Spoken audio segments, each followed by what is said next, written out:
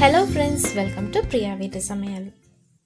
இன்றைக்கி நம்ம சேனலில் சத்தான திணை அரிசியை வச்சு எக் பிரியாணி எப்படி செய்கிறதுன்னு பார்க்கலாம். நம்ம சேனலில் கீழே உள்ள சப்ஸ்கிரைப் பட்டனையும் பக்கத்தில் இருக்கிற பெல் ஐக்கானையும் ப்ரெஸ் பண்ணிக்கோங்க. அப்போ தான் நான் போடுற எல்லா வீடியோஸும் உங்களை வந்து சேரும். நம்ம ஒரு பவுலில் 1 கப் திணை அரிசியை எடுத்து வச்சுக்கலாம். இப்போ இதில் நம்ம தண்ணி ஊற்றி 4-5 தடவை வாஷ் பண்ணிவிட்டு மறுபடியும் தண்ணி ஊற்றி ஒரு அரை மணி நேரம் ஊற வச்சுக்கோங்க. திணை முட்டை பிரியாணி செய்ய தேவையான பொருட்களை பார்க்கலாம். 1 கப் திணையை அரை மணி நேரம் ஊற வச்சுருக்கேன். 3 முட்டை வேக வச்சு எடுத்து வச்சுருக்கேன்.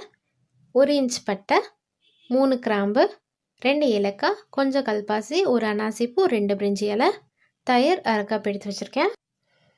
1 டீஸ்பூன் மல்லித்தூள், 2 டீஸ்பூன் மிளகாய்த்தூள், 1/4 டீஸ்பூன் மஞ்சள் தூள், உப்பு தேவையான அளவு, 2 பச்சை மிளகாய் உடைச்சி வச்சுருக்கேன், 1 டேபிள் ஸ்பூன் இஞ்சி பூண்டு விழுது, 2 தக்காளி நறுக்கி வச்சுருக்கேன், 1 வெங்காயம் நறுக்கி வச்சுருக்கேன், மல்லி இலை தேவையான அளவு, புதினா தேவையான அளவு, நெய் 2 table spoon, 1/4 teaspoon garam masala, 1/4 teaspoon உப்பு, 1/4 டீஸ்பூன் மஞ்சள் தூள், அரை டீஸ்பூன் மிளகாய்த்தூள். முட்டை பிரியாணி செய்ய முதல்ல முட்டை எல்லாத்தையும் நம்ம தனியாக ரோஸ்ட் பண்ணி எடுத்து வச்சுக்கலாம். அதுக்கு எல்லா முட்டைகளையும் கத்தி வச்சு இந்த மாதிரி கீறிக்கங்க.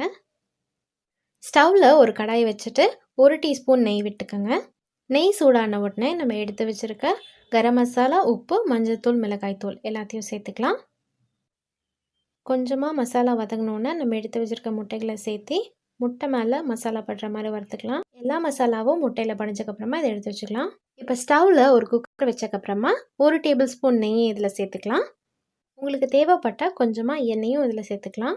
நம்ம எடுத்து வச்சுருக்க பட்டை, கிராம்பு, பிரியாணி இலை, ஏலக்காய் எல்லாத்தையும் இதில் சேர்த்துக்கலாம். இப்போ இதில் பச்சை மிளகாவையும் இஞ்சி பூண்டு விழுதையும் சேர்த்துக்கலாம்.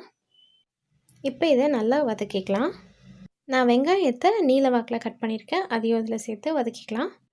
2 தக்காளியும் அதே மாதிரி நீல வாக்கில் கட் பண்ணியிருக்கேன், அதையும் சேர்த்துக்கலாம். வெங்காயம் தக்காளியும் நல்லா வதங்கணும். இப்போ இதில் கொஞ்சமாக மல்லி இலையை சேர்த்துக்கலாம். நம்ம எடுத்து வச்சுருக்க புதினா இலையும் இதில் சேர்த்துக்கலாம். இதையும் நல்லா வதக்கிக்கலாம். இது வதங்கினதுக்கப்புறமா மஞ்சள் தூள், மிளகாய்த்தூள், உப்பு, மல்லித்தூள் எல்லாத்தையும் சேர்த்துக்கலாம். இது நல்லா வதங்கி பச்சை வாசனை நல்லா போனதுக்கப்புறமா இதில் அரை கப் தயிர் சேர்த்துக்கலாம். தயிர் வதங்கினோடனே நம்ம எடுத்து வச்சுருக்க 1 கப் திணை அரிசி சேர்த்துக்கலாம். திணை அரிசியும் நல்லா வதக்கிக்கலாம். 1 கப் திணைக்கு 3 கப் தண்ணி நான் இதில் சேர்த்துக்கிறேன். இந்த அளவு சரியாக இருக்கும். நம்ம தனியாக வறுத்து வச்சுருக்க முட்டை எல்லாத்தையும் இதில் சேர்த்துக்கலாம். இப்போ இதில் கொஞ்சமாக புதினாவை மேலே தூவிக்கலாம். இப்போ லிட்டை க்ளோஸ் பண்ணி ஃப்ளேமை மீடியமில் வச்சுருங்க. 3 விசில் வர வரைக்கும் நம்ம வெயிட் பண்ணலாம். 3 விசில் வந்துடுச்சு. ஃப்ளேமை லோவில் வச்சு 10 நிமிஷம் கழிச்சு ஆஃப் பண்ணிடலாம். ப்ரெஷர் எல்லாம் ரிலீஸ் ஆனதுக்கப்புறம் லிட்டை ஓப்பன் பண்ணி பார்க்கலாம்.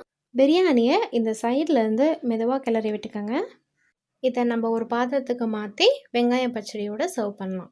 இந்த ஆரோக்கியமான லஞ்ச் ரெசிபியை நீங்களும் ட்ரை பண்ணி பாருங்கள். தேங்க்யூ ஃபார் வாட்சிங்.